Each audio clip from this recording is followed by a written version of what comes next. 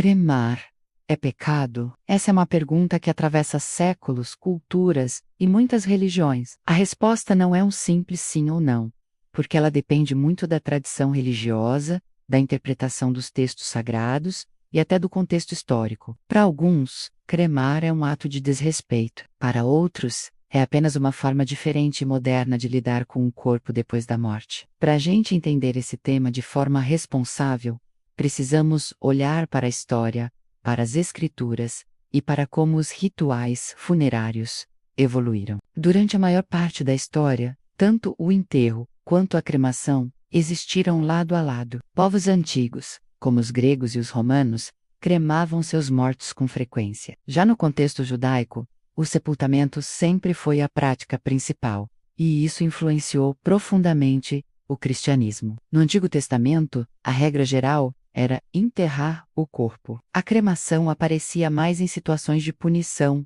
ou em circunstâncias extremas, o que ajudou a criar uma visão negativa sobre ela em muitos círculos religiosos. No início do cristianismo, o sepultamento se tornou o padrão. O principal motivo era a crença na ressurreição do corpo. A ideia era que, assim como Jesus foi sepultado e ressuscitou, os fiéis também esperariam pela ressurreição em seus túmulos. Por séculos, a Igreja Católica viu a cremação com muita desconfiança, principalmente porque, em alguns momentos da história, ela foi usada por movimentos que negavam a fé na ressurreição. Mas essa posição não ficou parada no tempo. A Igreja Católica, por exemplo, proibiu a cremação por um longo período. Só que em 1963, aconteceu uma mudança muito importante. O Vaticano passou a permitir a cremação, com uma condição: que ela não fosse escolhida como uma forma de negar a crença na ressurreição. Hoje, o SEI Código de Direito Canônico aceita a prática, embora ainda recomende o sepultamento como a tradição preferencial. Ou seja, para o catolicismo de hoje, cremar não é pecado, desde que a escolha respeite a fé. Entre os evangélicos, a visão é bem variada, dependendo da igreja. Muitas denominações protestantes não veem a cremação como pecado. Elas entendem que Deus é todo-poderoso e pode ressuscitar o corpo, não importa o estado em que ele se encontre. A lógica teológica é bem simples. Se Deus pode criar do pó, ele também pode restaurar das cinzas. Com isso, a decisão se torna mais uma questão cultural e familiar do que uma questão espiritual. Agora, no judaísmo tradicional, a cremação ainda é fortemente desencorajada. Enterrar o corpo é visto como um mandamento religioso, ligado à dignidade do corpo e ao respeito pela criação de Deus. No islamismo, a cremação é proibida. O corpo deve ser lavado, envolto em um tecido branco e enterrado o mais rápido possível. A preservação do corpo faz parte da tradição islâmica, e cremar é considerado um desrespeito à lei divina. Mas no hinduísmo, acontece exatamente o contrário. A cremação é o ritual principal. O fogo é visto como um elemento purificador, que liberta a alma do corpo físico. As cinzas geralmente são jogadas em rios sagrados, como o Ganges. Nessa tradição, não cremar poderia significar impedir o ciclo natural da alma. Essas diferenças todas mostram que a ideia de pecado está diretamente ligada à doutrina de cada religião. Fora desse contexto, a cremação é apenas uma escolha funerária. Outro ponto muito importante é entender o que acontece com o corpo depois da morte. Cientificamente, tanto no sepultamento quanto na cremação, o corpo volta para os elementos da natureza. No enterro tradicional, a decomposição acontece de forma lenta e gradual. Na cremação, o calor intenso acelera esse processo, reduzindo o corpo a fragmentos de ossos que são transformados em cinzas. Do ponto de vista físico, o destino final é o mesmo: o retorno ao pó. E claro, existem as questões práticas. Em cidades grandes, a falta de espaço nos cemitérios tornou a cremação uma alternativa muito mais viável. Além disso, tem gente que escolhe a cremação por motivos de saúde, ecológicos ou até financeiros. O custo para manter jazigos e túmulos pode ser bem alto com o passar dos anos, e a cremação acaba com essa necessidade. Mas a discussão vai muito além da logística. Para muitas famílias, o túmulo é um ponto de memória, um lugar concreto para visitar, rezar e lembrar da pessoa querida. A cremação muda essa dinâmica. Algumas famílias guardam as cinzas em casa, outras colocam em columbários, que são nichos em cemitérios, ou espalham em lugares que eram especiais para a pessoa. Isso gera debates até dentro das igrejas sobre qual a melhor forma de preservar o respeito e a memória. Existe também uma dimensão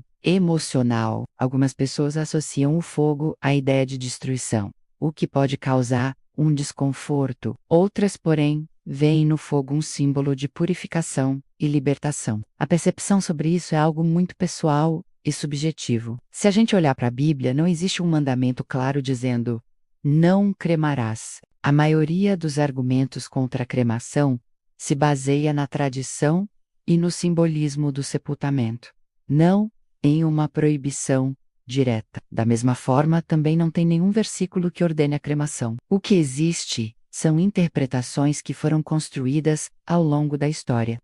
Muitos estudiosos defendem que o conceito de pecado está ligado à intenção e à desobediência consciente à vontade de Deus. Se a cremação não é escolhida para negar os princípios da fé, mas por razões práticas ou pessoais, dificilmente ela pode ser classificada como pecado dentro do cristianismo atual. Outro argumento que sempre aparece é sobre a ressurreição final. Algumas pessoas se perguntam: como Deus vai ressuscitar um corpo que foi cremado? A resposta clássica para isso é que o poder de Deus não depende da integridade física dos restos mortais. Pense bem, corpos que foram enterrados há séculos também se decompõem completamente, mártires que foram queimados na fogueira, pessoas que morreram em acidentes, naufrágios ou guerras, segundo a fé cristã, todos eles também vão participar da ressurreição. Portanto, o estado físico do corpo não seria um limite para o poder de Deus. Existe ainda uma preocupação pastoral,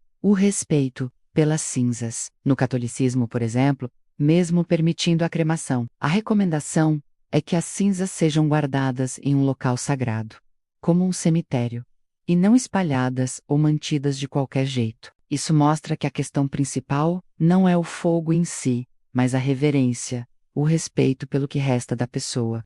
A resistência à cremação no Ocidente também teve a ver com disputas ideológicas. Lá no século XIX, movimentos anticlericais começaram a defender a cremação como um símbolo de rejeição à tradição cristã. A Igreja, naquele contexto, reagiu de forma bem rigorosa. Com o passar do tempo, essa tensão diminuiu e a posição foi reavaliada. Hoje, a discussão costuma ser muito mais tranquila. Muitas famílias conversam abertamente sobre o assunto antes da morte e registram sua vontade em documentos. Em alguns países, a cremação já até ultrapassou o número de sepultamentos. Portanto, afirmar de forma absoluta que cremar é pecado não bate com a realidade das principais tradições cristãs hoje em dia. Em algumas religiões, sim, a prática é proibida. Em outras, é até recomendada. No cristianismo atual, na maior parte das denominações, a cremação é vista como uma escolha permitida. A decisão final envolve fé, cultura, tradição da família